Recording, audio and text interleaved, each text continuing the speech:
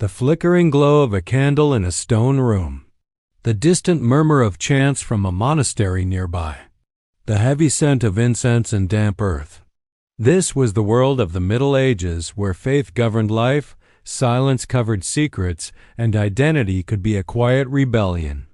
To live as a man who loved other men, or a woman who loved other women, was not just rare, it was hidden, layered in caution, wrapped in coded words, and often whispered only in the darkest hours of the night.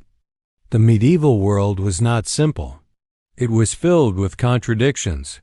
Religion was the law. The church dictated morality.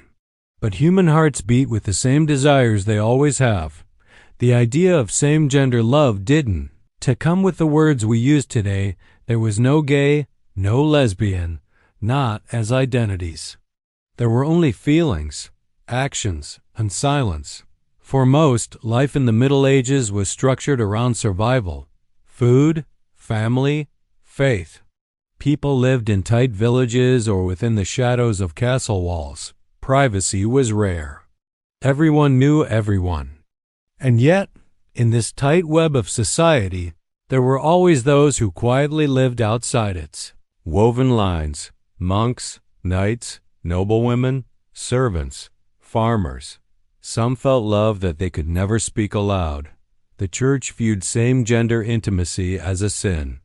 It was called sodomy, a broad term that included everything outside what the church deemed natural. But enforcement of such ideas varied.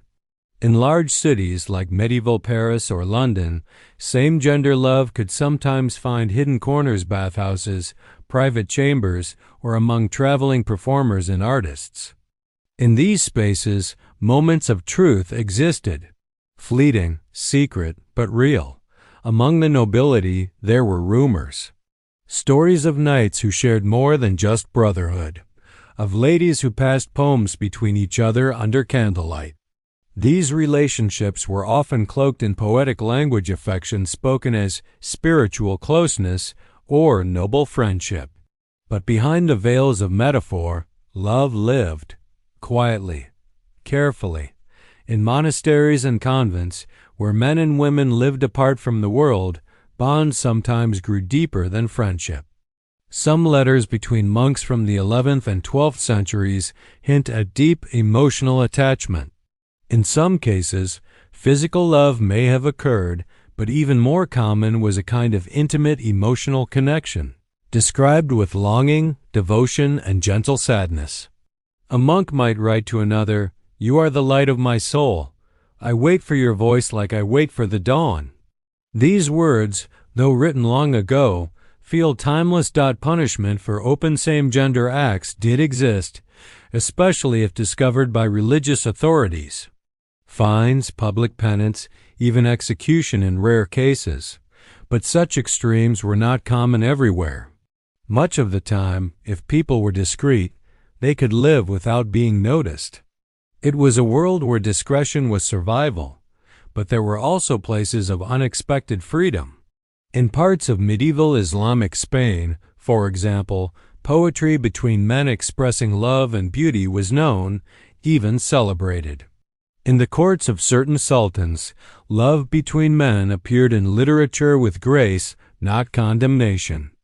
In other parts of Europe, theatrical performances and carnival days allowed men to dress as women, to blur lines of gender, and for a short time, play in the space where rules were loosened. Laughter gave cover. Costumes gave courage. Even the language people used carried double meanings. In some love letters, gender was intentionally blurred. A poet might write, "My beloved, fair and strong, with eyes like the sea." That beloved could be anyone. In times where naming was dangerous, ambiguity became a shield and a form of art. We must remember that the Middle Ages were not one single story. A peasant in a small English village lived a different life than a scholar in Florence or a merchant in Baghdad. The way same-gender love was seen depended on where and who and how. There were also sacred friendships, formal relationships between men, sometimes even celebrated in church-like ceremonies. These brotherhood bonds, sometimes called adelphopoiesis in the Eastern Orthodox world, joined two men in spiritual union. Scholars debate whether these were romantic, but the language used in some of these rites promising lifelong love, shared home, and shared fortune leaves us wondering how many couples found shelter in such rites. In art, love could be hinted at too. Medieval manuscripts show men embracing, women holding hands in ways that feel more than friendly. Some poems, written by nuns, express longing for another woman's presence, scent, and smile. Were they only poetic? Perhaps. Or perhaps they were quiet expressions of something deeper, written in ink when voices could not speak freely. Imagine now a young man walking through a medieval village. He sees another man tending the fields, strong hands, gentle face. Their eyes meet for a moment too long. No words are spoken. But something is shared. The glance is quickly broken. The heart races. Nothing more may ever happen, but in that look there was truth. And truth, no matter how small, has weight. Imagine a young woman helping another weave cloth in a convent. Their fingers touch. A smile lingers. At night, they whisper prayers and dreams into each other's ears, knowing the walls are thin and ears may be listening. Still, they whisper. Still, they dreamed out in a world ruled by silence. Even a small act of love was an act of courage.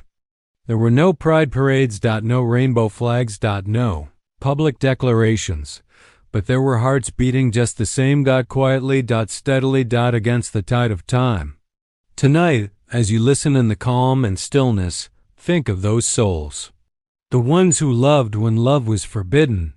The ones who held hands in the dark. The ones who wrote poems in secret. The ones who dared to be themselves, if only for a moment, if only in a glance, if only in a dream. Close your eyes. Let the weight of their stories settle around you like a soft blanket. You are safe, and so are they in their own small ways. Love, in any era, finds a way. Night fell heavy over the stone rooftops and winding paths of a medieval town. Shadows stretched long, blending into the black of the sky. In a small room lit by a single flame, a man sat writing. Not scripture, not trade notes, but a letter he would never send. It began with a name, one he dared not speak aloud, and it ended with a quiet line. I have never known peace like the sound of your voice. In the stillness of the Middle Ages, words like this lived in silence, but their meaning burned deep. Life in medieval times was layered. There was the life you showed and the life you carried inside. For those whose hearts turned toward the same gender, this duality became a quiet burden. You married because it was expected. You smiled because it was safer. But somewhere in the back of your mind or in the corner of a crowded room, there might be someone whose presence stirred something more, something honest. Some chose the path of solitude, not out of rejection of society, but as a form of protection. A monk's robes, a nun's veil. These could shield the soul from questions no one dared to ask. Inside the walls of religious life, deep friendships formed. In some cases, love bloomed not always physical, but always real. It was in these quiet places that emotion found refuge. A look across the chapel, a brief touch of the hand while passing bread. The tiniest gestures became lifelines in a world that did not make room for difference. In cities, hidden communities began to form, not openly, not safely, but quietly. Travelers, scholars, scribes, and merchants met in taverns and alleys where masks slipped just slightly. People who understood each other found brief sanctuary in passing conversations, a shared drink, or coded phrases.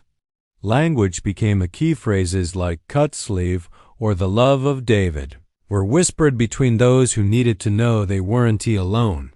The risks were high. To be accused of unnatural behavior was to face judgment, if not from the law, then from the village, gossip, exclusion, or worse. In some regions, punishments were severe, but history is complex. In many places, enforcement was rare unless someone had enemies. It was not always about morality, it was about control. And yet, despite the fear, love persisted. People still dreamed. They still longed. They still remembered the ones who made them feel alive. In some medieval texts, love between men or women is masked as deep friendship. In one letter from a 12th century French nobleman to his companion, he writes, "When I look upon you, the world grows soft. Your presence brings me closer to God." Lines like these were not unusual. The church might have condemned actions, but words? Words were harder to pin down. And so, people learned to use them like tools, carefully, artfully, beautifully. Among women, emotional and even romantic friendships were often tolerated more than among men. In convents, bonds between women were deep and intense. Some wrote poems to one another. Some exchanged carved gifts. These acts weren't always seen as threatening to authority, perhaps because society didn't always believe women could desire each other in that way. But they did. And their love was no less real. Art told stories. In the corners of illuminated manuscripts, tiny figures can be found, two men holding hands, two women embracing. Were these accidents? Hidden messages? Or simple truths quietly recorded by artists who understood? We may never know. But their presence says something. Love leaves marks. In Iceland, the saga's long narrative tales sometimes mention men who preferred other men, though often with consequences. One saga tells of a warrior who lived apart, never married, and was remembered as strange in his heart. Others tell of insults exchanged by enemies that hinted at love between men being something to mock. Still, even in mockery, truth slips through. If there was no reality, there would be no insult. The fact that such stories exist means such people did too. In medieval Muslim societies, particularly in parts of Persia and Andalusia, poetry often celebrated male beauty and same-gender affection. These poems were elaborate, beautiful, and emotional. The great poet Rumi, while not explicitly romantic, wrote with deep feeling about his companion Shams of Tabriz, lines that ache with longing and love. In these cultures, love between men was not always punished. Sometimes it was even honored. So, while Europe in the Middle Ages often hid or punished same-gender love, it was not erased. It survived in letters, in glances, in songs. In the space between what could be said and what could only be felt. Imagine now two knights in the same army. Their loyalty to each other so strong that one would shield the other in battle without hesitation. Imagine one dying in the other's arms, whispering a name with his final breath. There would be no gravestone to mark their love, but it existed. It mattered. Or imagine a woman whose heart belongs to another in her convent. She hears her voice in the hallway and her breath catches. She prays with her every morning, hands clasped, and every night. She dreams of their future, even if it must remain only a dream. These are not fantasies. These are echoes. They are the human story, woven into the dark tapestry of the past. There were no gay rights in the Middle Ages. There was no language of identity, no protections, no acceptance. But there was love. There was longing. There was quiet resistance in every act of tenderness. To fall asleep with these stories is to remember that even in the harshest times, the human heart found ways to speak. Love is not modern. It is eternal. And it has always, always found a way. So as you lay your head down, know this. Somewhere long ago, someone just like you watched the stars through a tiny window and wondered if anyone in the world would ever understand them. And tonight, through this story, you do sleep now. Let their memory warm you. Let their courage calm you. Let their hidden pride carry you through the night.